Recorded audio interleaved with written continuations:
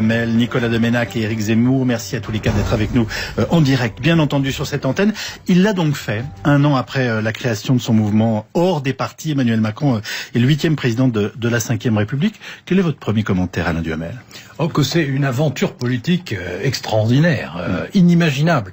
Alors maintenant, on va rationaliser ça. Oui. Mais enfin, il fallait au départ à la fois une audace et une intuition de ce que tous les autres acteurs politiques se trouvaient embarrassés par les circonstances. Alors ça s'explique, mais d'une certaine manière, ça se salue aussi, parce que pour oser faire ça, ça n'a jamais été fait dans l'histoire politique. Hein. Jamais. Mais alors du coup, c'est une aventure qui s'arrête ou qui commence? Oh, bah, c'est une aventure qui commence. C'est une aventure et un pari, bien entendu. Parce que comme c'est quelque chose de complètement atypique, bah maintenant tous les problèmes vont se poser, constitution de majorité ou pas, quel gouvernement, avec qui, jusqu'où, oui, avec quelles frontières, sur quelle politique exacte, etc. Enfin, on entre dans une phase vraiment, hier je disais, c'est une époque différente. Alba Ventura. Moi, j'aime pas trop qu'on brûle les étapes. Alors, je sais que certains me diront il faut arrêter de se voiler la face parce que effectivement, les défis et tout ce qui attend Emmanuel Macron est colossal. Mais si on peut s'arrêter effectivement juste un instant pour saluer ce parcours extraordinaire, ce bouleversement inédit qui s'est produit avec l'arrivée d'un jeune de 39 ans. Il y a un peu du Trudeau, il y a un peu du Blair, il y a un peu du Renzi. Voilà. Et puis il y a physiquement ce visage de Boris Vian mélangé à Julien Sorel. Enfin, je trouve qu'on a tout d'un coup un air frais. Je sais pas comment cet air va ensuite se transformer, mais je vois Éric qui sourit, évidemment, il doit dire la femme est sous le charme. Mais il y a quand même un air frais. Non, mais profitons juste de cet instant parce qu'on va être projeté dans autre chose et effectivement le paysage sera beaucoup moins sympathique. Mais au moins, écoutez, effectivement, c'est l'audace dont parlait Alain et voilà, c'est un vent de fraîcheur. Qui durera ce qui durera, mais en tout cas, voilà, on peut le savourer justement. Et un optimisme totalement inhabituel dans le monde politique français. Dans le monde politique français? Oui, optimisme, c'est un mot qui est presque tabou et qui ressurgit. Alors, à tort ou raison, on verra bien. Ça. Alors, pourriez-vous nous dire que finalement tout va mal, Éric Zemmour? Non, j'essaie de vous pousser dans votre tranche. Non, c'est pas... Alors, audace, oui, talent, oui, charme, oui... Tout ça est évident. Je voudrais quand même contrebalancer un peu ces dithyrambes par quelques éléments. Dans l'année 2016, 75 unes de magazines sur Macron. Des dizaines de milliers d'articles. En 2014, Jacques Attali disait que le président de la République de 2017 serait un inconnu et quelques jours plus tard, il disait qu'Emmanuel Macron avait toutes les qualités pour être président de la République. Personne ne le connaissait. Vous voyez où je veux en venir. Ça prouve que c'était un phénomène. Emmanuel Macron est le candidat de l'oligarchie. Évidemment, il est le candidat des médias, il est le candidat du système. Le système existe puisqu'Emmanuel Macron a été élu et le système est puissant puisqu'Emmanuel Macron a gagné. Vous dites à 20 millions de Français qui se sont fait abuser que ce sont des imbéciles? C'est pas de l'imbécilité que d'être soumis à un bombardement inouï de propagande. C'est pas ça être imbécile. C'est être sidéré par la puissance de feu inédite du système. Mais ils s'en laissent pas compter, les Français. Mais ils s'en laissent compter, les Français, c'est fini. On n'est plus aux Français de Chateaubriand et de Victor Hugo. Mais non, c'est terminé. Les Français sont abreuvés par la télévision. Ils sont abreuvés par les grands médias. Le niveau scolaire s'est effondré. Tout ce qui faisait résister, vous êtes en train de nous traiter d'abrutis. Tout ce qui faisait résister le peuple français s'est effondré. Donc il faut bien qu'il y ait une logique dans tout ça. On peut quand même relever au passage que, alors c'est vrai qu'il y a eu et ensuite donner la parole à Nicolas Deménac. Au contraire, mais on peut relever au passage qu'il y a eu aussi dans la presse un moment Fillon. Oui, qui a existé, bien sûr. Et qui a même eu un moment Marine Le Pen. Et un moment Mélenchon. Bien sûr. Bien sûr, mais je suis d'accord. Donc ça n'est pas unilatéral. Non, je suis d'accord. Alors, Nicolas Deménac. Il faut quand même voir que c'est une aventure individuelle, mais aussi une aventure partiellement collective, si j'ose dire. C'est pas une audace sur rien.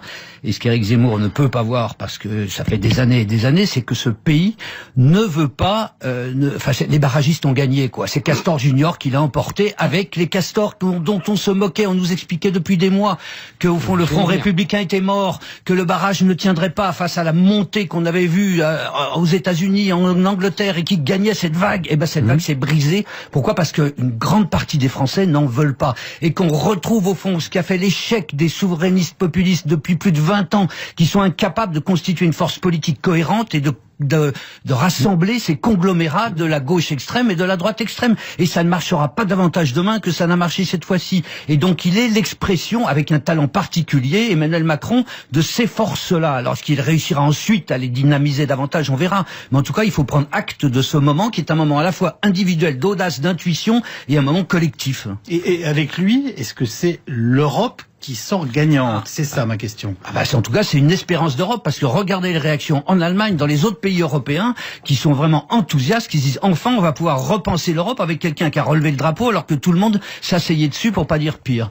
Éric Zemmour. Je ne suis pas en désaccord total avec ce que dit Nicolas Domenech.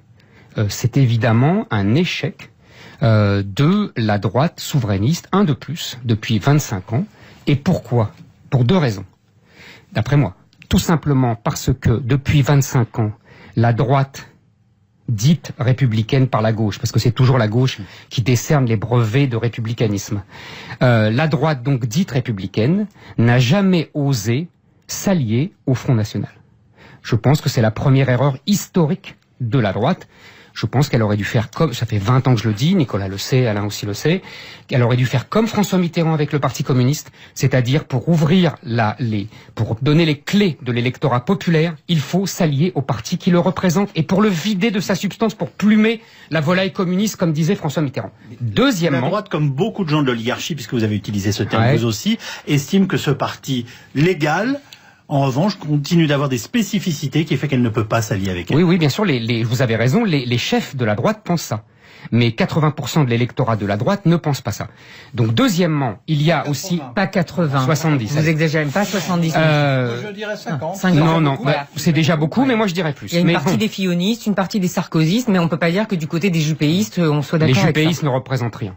Les jupéistes, c'est que dalle, c'est la phrase de Pasqua, le RPR amène les électeurs, les élus, et l'UDF amène les élus. Maintenant, je reviendrai après sur Marine Le Pen, parce que la deuxième raison, c'est Marine Le Pen. Rapidement, deux choses. La première, c'est que Emmanuel Macron et Marine Le Pen étaient d'accord sur un point, qui était que la question Europe, mondialisation, nation était au cœur du débat. La France s'est singularisée par le refus du traité constitutionnel en 2005. Il y a eu un mouvement populiste international qui a traversé tout l'Occident. Il y a eu la victoire du Brexit, il y a eu la victoire de Trump. C'est la victoire, si j'ose dire, du camp européen qui a lieu en France. Et je pense que ça va beaucoup compter. Je ne sais pas s'il y aura un état de grâce de Macron en France, mais un état de grâce de Macron en Europe, alors là, je suis persuadé qu'il va exister. J'espère qu'il sera l'utiliser. L'autre chose, pour en revenir au Front National, mais je vais vite, pour en revenir au Front National, moi j'ai une thèse, alors vous serez peut-être pas d'accord les uns et les autres, j'ai une thèse, je trouve que le résultat d'hier, c'est un succès pour le Front National et un échec pour Marine Le Pen. Oui, c'est vrai. Je m'explique d'un mot. Succès pour le Front National, il atteint un niveau qu'il n'a jamais atteint. Il rassemble des suffrages comme il ne l'a jamais fait. Donc, il ne faut pas nier qu'il y ait ce mouvement, qui est un mouvement ascendant. Un échec pour Marine Le Pen. Elle a perdu 10 points dans les intentions de vote en 2 semaines. C'est sans précédent. Sans précédent dans l'histoire des élections. J'ai fini. Mais je vais aller dans votre sens. Oui, non, mais l'un n'empêche pas l'autre. Sans précédent dans l'histoire de l'élection européenne, présidentielle. C'est un résultat. C'est elle qui s'est autodétruite. Elle s'est fait harakiri. Voilà, c'était mon deuxième point. Très bien. Marine Le Pen est devenue le problème des idées qu'elle défend, pour une double raison. D'une part, car elle a montré au débat son incompétence et son incapacité à se hisser à ce niveau. son incapacité économique et son incapacité, parce que Mitterrand n'était pas beaucoup plus compétent en économie, mais son incapacité à refuser le débat économique. Absolument. En plus, elle a une double insuffisance. Mais vous dites le FN aurait dû s'allier avec la droite. Mais Non, quand il la s'allie, droite aurait dû s'allier au FN. la droite. Mais quand il s'allie avec Dupont-Aignan, ben ça marche pas puisqu'elle est obligée, par exemple, de se prendre. Elle se prend les pieds dans le tapis sur la question de l'euro. Je veux croire qu'avec un candidat de droite, c'est le candidat de droite qui sera devant Marine Le Pen. Et Marine Le Pen apportera ses voix, comme Mitterrand avec Georges Marchais. Donc, je finis la parenthèse, je continue. Deuxièmement, c'est une erreur de stratégie. Aujourd'hui, ce n'est pas seulement la personne de Marine Le Pen qui a échoué, mais c'est aussi la stratégie de gauche de Philippot. Il y a depuis 5 ans... La stratégie de gauche de Philippot. Oui, gauche Philippot. Oui, le choix social plutôt que le choix bon. Exact, merci Alain. Heureusement qu'Alain traduit, parce que là... non, mais je suis très bon pour décrypter. Mais j'ai compris. C'est un langage qu'il faut apprendre. Il est bilingue, Alain. Il parle le Zemmour. Excusez-moi, c'est une stratégie de gauche. De viser, de prendre les électeurs de Mélenchon, qu'est-ce qu'elle n'a absolument pas réussi, et du coup, elle n'a absolument pas tenu, en tout cas pas assez, le discours identitaire sur l'immigration et l'islam, qui aurait pu rassembler avec les électeurs de Fillon. Elle se prend pour Evita Peron, un jour elle finira comme Marie-Georges Buffet. Non, mais il y a deux choses essentielles, effectivement, dans ce discrédit qui s'est, au fond, cristallisé sur Marine Le Pen. Il y a ce qui relève effectivement, ces incompétences qui sont apparues, en tout cas, sur les questions économiques, au fond, et puis le côté Le Pen, parce qu'il y a du père qui a parlé à travers elle, dans le ricanement, qui s'est exprimé. Mais donc, pas la culture. Pas la culture, mais en tout cas, il y avait une vulgarité, une violence, une agressivité qui n'était pas d'elle, en tout cas pas de la manifestation apaisée qu'elle voulait donner, la politique, c'est de qu'il a l'agressivité, emporté et qu'il a emporté. Mais le second point, Eric, ce que Eric ne veut pas voir et ne peut pas voir, c'est que au fond, elle portait aussi une politique dont les Français ne veulent pas sur l'Europe.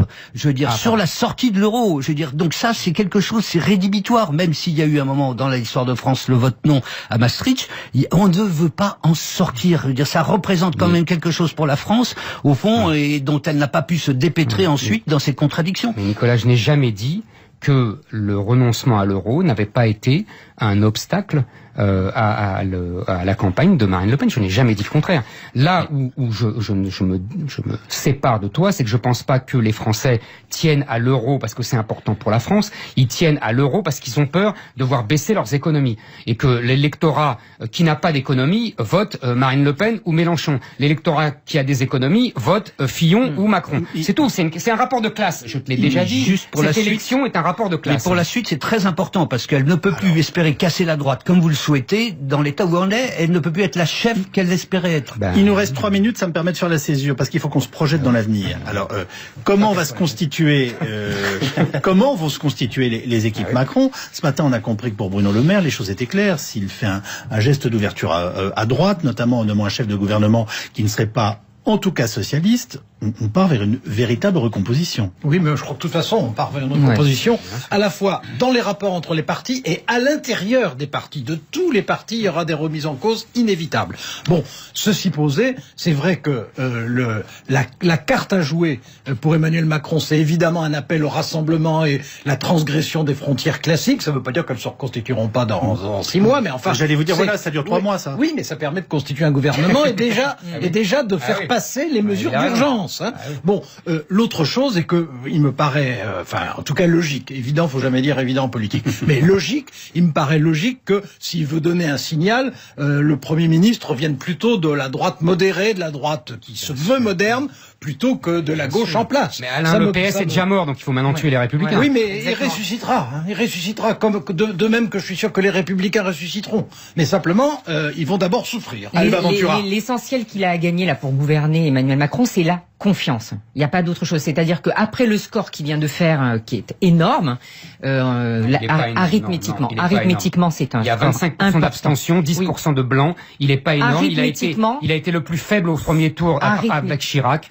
Donc il n'est pas énorme, c'est pas et vrai. justement, il faudra pas qu'il refasse l'erreur de Jacques Chirac. Mais en tout cas, avec c'est la 5e République, c'est pas une erreur. Avec ce score de 66%, même d'ailleurs, ce qu'il lui faut, c'est arriver à briser les Républicains. Donc il lui faut donner le premier signal, c'est de nommer un Premier ministre de droite. Et à partir de là, faire venir tous ceux dont on vient d'entendre Bruno Le Maire, qui sont d'accord pour gouverner avec lui. Comme disait Eric, le PS est déjà laminé. Maintenant, c'est aux Républicains. Il va devoir briser les Républicains. Nicolas ? Non, faut quand même. C'est une discussion importante pour se mesurer l'ampleur de son score. On peut pas balayer de ce point de vue d'un revers de main les 65%, parce que dans les conditions de crise de ce pays, oui, dans les moments de souffrance, dans le côté tout neuf qu'il représente, moins de 2 ans d'expérience politique, d'être arrivé à 65%, pardon, avec Zemmour, mais c'est quand même un score qui porte, oui, un succès impressionnant. Il faut pas oublier qu'il y a 25% d'abstention et qu'il y a 10% de blanc. Et donc il n'a pas la majorité des inscrits. Oui, mais et il a fait le plus faible score du premier tour depuis Chirac. Oui. Je suis désolé de le rappeler.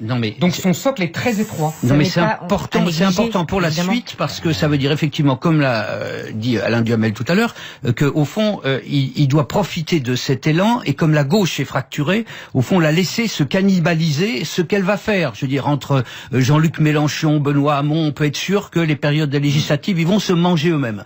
Donc, eh bien, effectivement, il faut qu'ils prennent un Premier ministre qui soit d'une sensibilité sinon de centre droit. Alain Duhamel en une phrase. Pour proposer une formule, pour moi, sa victoire, c'est Iéna. C'est-à-dire, c'est une victoire, mais une victoire sanglante et coûteuse. Merci beaucoup les uns et les autres alors d'être venus. C'est plutôt Hello. Iéna, il n'y a pas eu, c'est pas de sanglant. Je vais vous laisser débattre de Iéna et d'Hello si vous le voulez bien. Vous pouvez vous balader dans le 8e arrondissement. Vous trouverez matière en plus à converser agréablement avec un petit parapluie et à fêter ce D-Day qui est aussi un autre anniversaire. Merci à tous les 4 d'être venus en direct commenter l'élection d'Emmanuel Macron et les